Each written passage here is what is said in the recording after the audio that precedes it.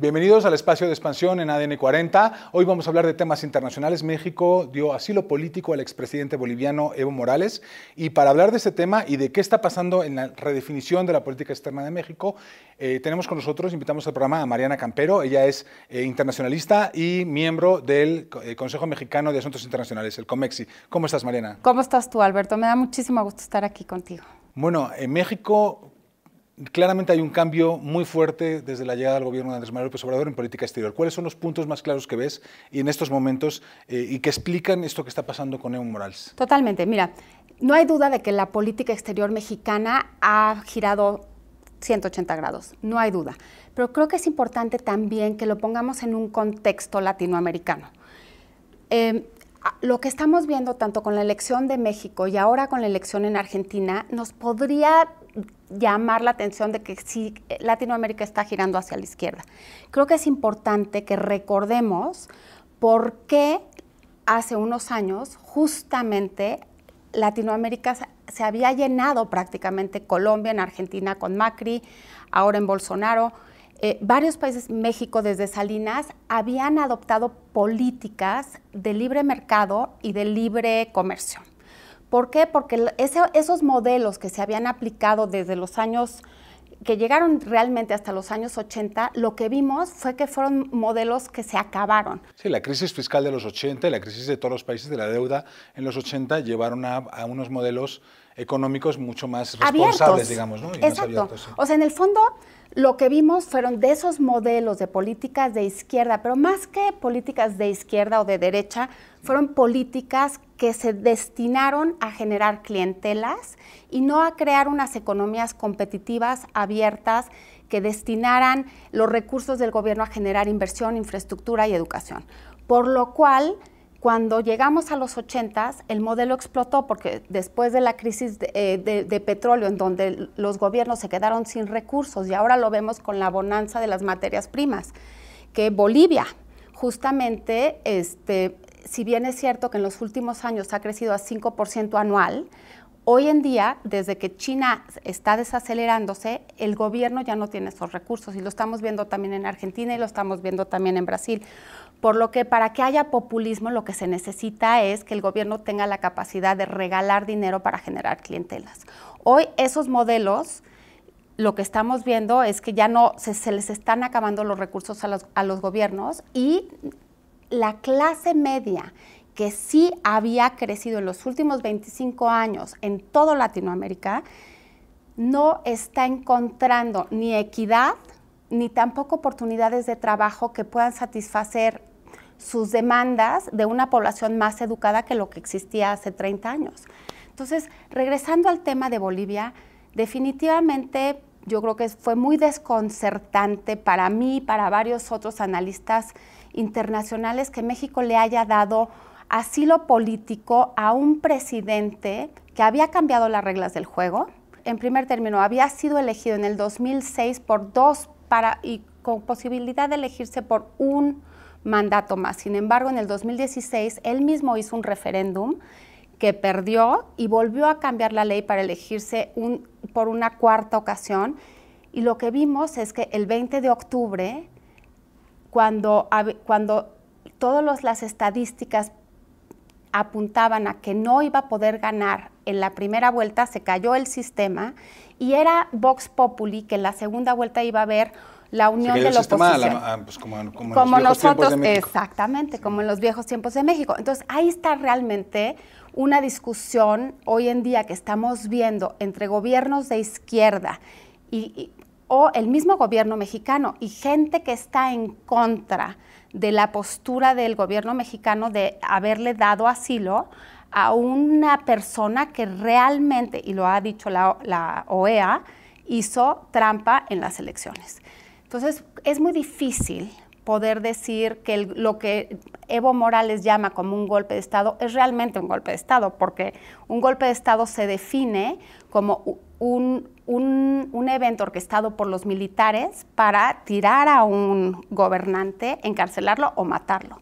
Y en este caso fue el pueblo que a la hora de que se dieron cuenta de que el sistema se había caído y a la hora de abrirse que Evo Morales estaba en primer lugar, que les pareció un abuso, salieron a las calles y fueron los militares los que le dijeron al presidente, para mantener la paz social, creo que usted debe de renunciar. Y hay gente que considera que eso lo convierte en un golpe de Estado y hay gente que no. Ahora bien, cuando dices que la gente sale a la calle, sí, pero lo que estamos viendo en general en toda la región es una polarización creciente, ¿no? Lo vemos en Brasil, lo vemos en Argentina, lo vemos en Bolivia, lo vemos en Chile. Entonces, lo que estamos viendo es que gobiernos a los que se les complica mucho la gobernabilidad porque no tienen las mayorías suficientes, gobiernos populistas o gobiernos de derechas, y hay un quiebre social y la polarización es creciente. ¿Qué está pasando? ¿Por qué es esto? Totalmente. Lo estamos viendo en todos lados, como bien mencionaste, y también lo estamos viendo en México. Cada vez más estamos viendo que hay una enorme polarización y el punto de encuentro de políticas que son políticas de izquierda o de derecha, estamos perdiendo el centro, ¿no? Ese centro. Y lo estamos perdiendo también en Estados Unidos. Los republicanos y los demócratas están cada vez más polarizados y en el resto del mundo también lo estamos viendo. Pero en España llevan 4 años que intentando formar gobierno. Exactamente, por ejemplo, 3 años. Exactamente, ¿no? Y ahora lo que vimos en España es que, bueno, los partidos de izquierda se unieron solamente para contrarrestar esa extrema derecha que está resurgiendo y es la tercera fuerza. Pero yo sí creo que lo que estamos viendo en México y en el mundo son estas clases medias que han ido surgiendo en los últimos 30, 40 años. O sea, lo que sí es cierto y es irrefutable es que el mundo hoy tiene un ingreso per cápita mayor que jamás habíamos visto. El ingreso per cápita, el promedio de ingreso per cápita global es de $11,000. Países desarrollados tienen como 54,000, Latinoamérica tiene 12,000. O sea, estamos realmente en el promedio. Las clases medias están creciendo. Hay más salud, hay menos muertes, hay más acceso a la educación a más y más gente y hay menor pobreza en el mundo hoy que jamás en la vida. Sin embargo, no hemos sido capaces de generar un mundo más equitativo y donde la gente que no tiene necesariamente todas las oportunidades tan siquiera no se sienta desgastada. Y también es cierto, y es una crítica enorme que estamos viendo tanto en Estados Unidos, en Europa, incluso en México, es que la brecha entre los más ricos y los más pobres ha estado creciendo cada vez más. Y cada vez esa gente se siente, como tiene evidentemente mayor educación y mayor acceso a las redes sociales y de comunicación, cada vez sienten que el camino para llegar se está alejando. Se está alejando, exactamente. Y esa vulnerabilidad de las clases medias que está generando toda esta polarización global, también en México también ha sucedido y claramente estamos viendo cómo quizá, la diferencia en México es que sí hay un gobierno fuerte, ¿no? En otros países la sociedad está dividida ya a la mitad, en México estamos viendo un gobierno un poquito más fuerte y ese gobierno está cambiando la política exterior en este contexto, por ejemplo, dando asilo a Evo Morales. ¿Tú qué estás viendo? ¿Cuáles son las tendencias? ¿Cómo ves la visión de este gobierno hacia Latinoamérica y hacia Norteamérica? ¿Qué está pasando? Pues mira, a mí me sorprendió muchísimo ahora que le demos asilo a Evo Morales. También, si podemos hacer un paralelo con este posicionamiento del gobierno mexicano con lo que pasó en Venezuela, también cuando el presidente Guaidó, bueno, el presidente denominado como presidente electo Guaidó, tuvo el apoyo incluso de Europa, de Estados Unidos, para pedir elecciones en Venezuela, México estuvo en contra.